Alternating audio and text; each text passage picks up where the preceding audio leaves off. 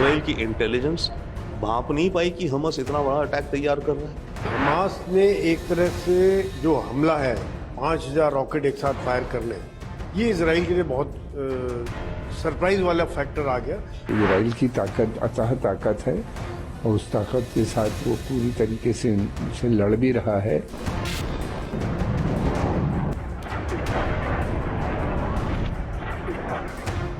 Israel Hamas के बीच संघर्ष का दौर जारी है, लेकिन इजराइल पर यूं अचानक हमला हो जाना उसकी खुफिया एजेंसियों पर एक सवालिया निशान खड़ा कर रहा है, जिसकी चर्चा हर तरफ हो रही है। इस पर रक्षा विशेषज्ञों ने अपनी अपनी राय दी है। हालांकि खुफिया एजेंसियों का फेलियर तो है, लेकिन उनका ये भी मानना है कि इजराइल एक शक्तिशाली देश है और उसकी सेना ऐसे हमलों से निपटने के लिए प्रशिक्षित है।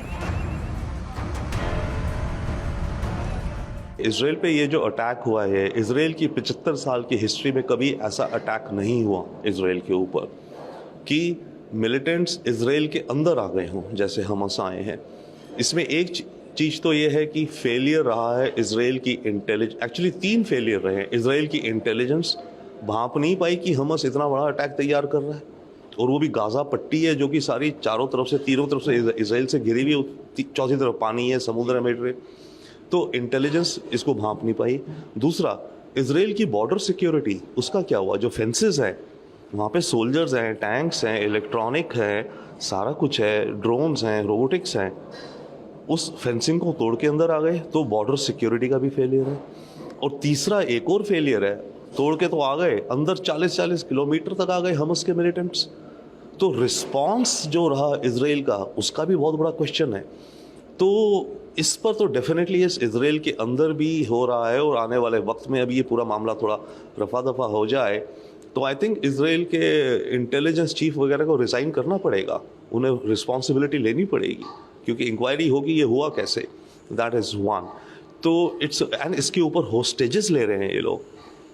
इन्होंने कल जब अटैक किया उस समय हमस का पहला जो स्टेटमेंट था उसमें यह भी था कि हम जाके इनको कैप्चर करेंगे, पकड़ के ले आएंगे, अपने यहाँ बंदी बना के रखेंगे, और उसके एक्सचेंज में, क्योंकि पैलेस्टीनियन काफ़ी जो मिलिटेंट्स हैं वो इजरायली जेलों में हैं, तो हम एक्सचेंज करवाएंगे। और अभी तक तो इसराइल का कभी 1 सोल्जर 2 सोल्जर इस तरह से पकड़े जाते थे, उनके एक्सचेंज में इसराइल कुछ पैलेस्टीनियन फिलिस्तीनी मिलिटेंट छोड़ देता था। 1 सोल्जर के लिए इसराइल ने 2005 में किडनैप हुआ था, 2010 तक 5 साल तक रहा था फिलिस्तीन के अंदर। एक इजरायली सोल्जर के लिए इसराइल ने 1027 या 1050 पैलेस्टीनियन सोल्जर्स छोड़े थे। अब ये अभी तक जो खबरें हैं, कम से कम 40-50 तो ले गए हैं इजरायली सोल्जर्स और सिविलियंस।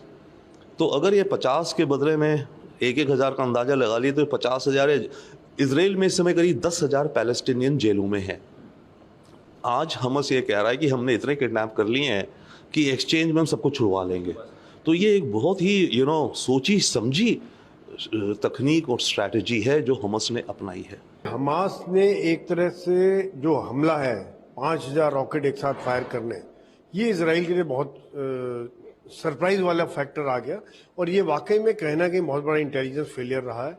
और जिस प्रकार से कैजुअलिटीज हो रही हैं, ये भी इसराइल बहुत सालों बाद इस तरह की कोई कार्रवाई इसराइल के साथ हुई है, क्योंकि इसराइल का जो इंटेलिजेंस सिस्टम है वो बहुत स्ट्रांग है। वो उस पर काफी डिपेंड करते हैं, उनको पता लग जाता है कहाँ बिल्डअप हो रहा है, कहाँ से उनका हमला हो सकता है, कहाँ से वो कुछ ना कुछ कार्रवाई होगी, उसका वो प्रोएक्टिव स्टैंड लेते हैं। क्योंकि इसराइल जमीन लूज नहीं कर सकता, वो कैजुअलिटी एक्सेप्ट नहीं कर सकते, वो अपने एक एक सिपाही के लिए 1000 लोगों को छोड़ने के लिए तैयार रहते हैं। तो ये बात जो इसराइल की सोच है, अगर एक उनका सिपाही कैजुअलिटी होता है वो उनके 10 मारते हैं, 20 मारते हैं, ये उनकी सोच है।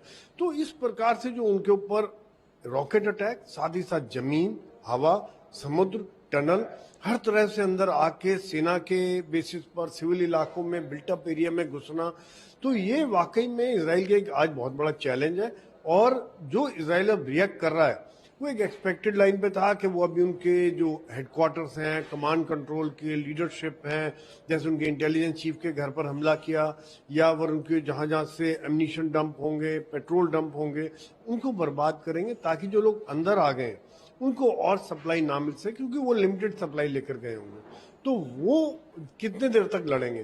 तो इसराइल की सेना ट्रेंड है, वहां का हर सिविलियन ट्रेंड होता है, आदमी महिलाएं, हर आदमी हथियार की ट्रेनिंग लिया होता है, हर आदमी एक सैनिक होता है। तो वो उनको इस तरह के हमलों का अंदेशा रहता है। पहले भी रॉकेट अटैक होते रहे, मिलिटेंट अटैक होते रहते हैं। तो ये बहुत जल्दी इसराइल रिकवर कर गया और आगे जो इनका जो हमला होगा, जो इनका काउंटर अटैक होगा, बदला लिया जाएगा, वो वाकई में बहुत खतरनाक होने वाला है, क्योंकि इसराइल ने इस तरह की कैजुअल्टी बहुत समय से नहीं देखी है। इसराइल की ताकत अथाह ताकत है और उस ताकत के साथ वो पूरी तरीके से लड़ भी रहा है और पूरी कोशिश होगी उसको कि इस मूवमेंट को दबा दे। और देखना यह है कि आगे क्या होता है। ये मेरा कहने का मतलब ये है कि ऐसा कई बार हो चुका है, इजरायली फोर्सेस अंदर भी गई हैं, दोबारा भी उनके ऊपर अटैक हुए हैं, मगर कोई नतीजा नहीं निकला। अब ये फिर इतना बड़ा ऑपरेशन हुआ, 250 के करीब इजरायलियों की भी हत्याएं हो गई हैं, बहुत से लोगों को इन्हीं ने बंदी बना लिया है, बहुत बड़ा इंटेलिजेंस फेलियर हो गया वहां पे। तो ये एक है, वो भी एक चिंता की बात है सभी के लिए। हमास के हमले से इजराइल में मरने वालों की संख्या 700 से अधिक हो गई है। इजरायली सेना हमास के आतंकवादियों के साथ लड़ाई जारी रखे हुए है।